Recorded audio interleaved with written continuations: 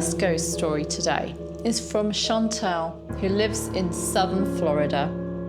Chantelle says that she loves my videos and history, particularly English history, because her mum is from England. Thank you, Chantelle. Here's Chantelle's story in her own words.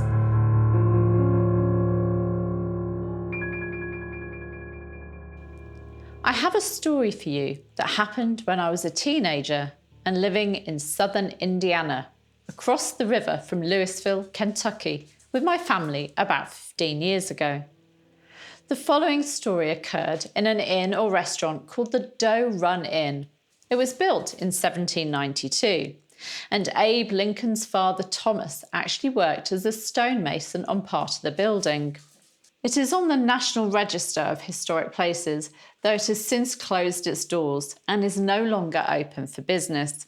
It was a beautiful stone building on a large creekside property, literally in the middle of nowhere. The isolation added to its beauty, but also to its creepiness. My parents own to this day a 10-acre property in Brandenburg, Kentucky, overlooking the Ohio River that we would visit every few months to maintain. The inn resides in this small community, so we'd visited on one previous occasion to have lunch at the restaurant. In December of 2006, when I was 16, my mum thought it would be cute to stay at the inn because it would have had Christmas lights up and been cosy. The lights were up when we arrived, but there was no heat in the building, so it was anything but cosy. We were the only family staying at the inn at this time, so we took a large room on the second floor with 3 beds. My parents had the bed by the door, my 2 siblings in the middle bed, and myself in the smallest bed by the window. I was cold, and there was no TV or anything to do really. There was also no service, so I couldn't call my boyfriend or use my laptop. I basically just remember complaining all night to the point that it got on everyone's nerves. The worst came when it was time for bed, because I've always had sleep problems. My parents snored in unison for hours, and I'm a light sleeper, so I just had to lie there listening. It's embarrassing to admit this now, because I truly was a teenage monster. Eventually, though, I lost it, and I began shouting, "Be quiet!" and threw pillows. Every time I shouted something, they would wake up for a moment or shift positions, and the snoring would cease for a few minutes. After a while, I grabbed my flip phone to check the time, and it was after 3 a.m. I was really starting to get tired enough to actually fall asleep when I heard my phone power off.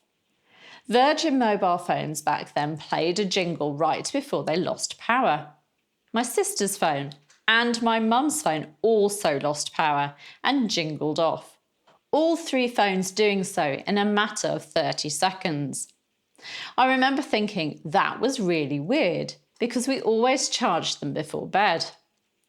I managed to finally doze off sometime after that happened. I couldn't have been asleep for more than 10 minutes when something incredibly strong and aggressive lunged at me, pressing its cold hands into my shoulders.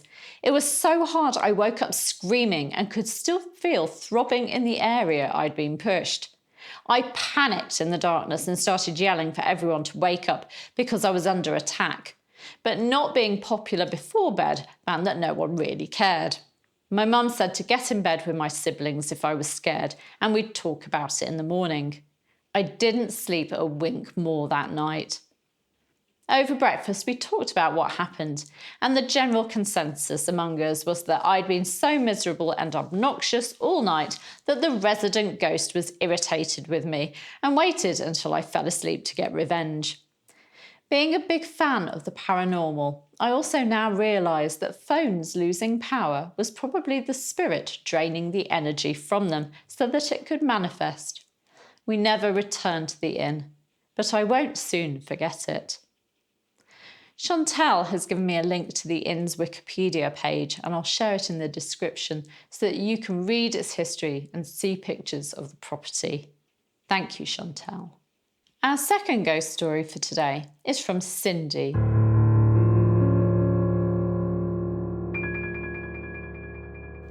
When I was very young, I lived in a house on farmland in Illinois. Houses had been built on the same spot since the 18th century, 3 times at that point, because the houses kept burning down and killing the families inside. The last time the house burnt down there, it left the husband alive, and he hanged himself in the barn. The house was very active, but every night a woman would come through the door of my bedroom and sit in my little rocking chair with an infant wrapped abundantly in a blanket. She was dressed in garb from the early 19th century, and her hair was up. She would sing to it, and when she was done, she would show me the baby, which appeared in repose. I couldn't understand her, but it always felt peaceful. I moved away after a year for unrelated reasons. Ooh. Thank you, Cyndi. It's nice to actually end this video with a friendly ghost there, don't you think? Thank you for joining me, and I do hope that you're enjoying these ghost stories. You can subscribe to this channel by clicking around about there. You can hit the bell to be notified as these videos go live, and you can, of course, give me a like and leave me a comment. Take care. Bye-bye.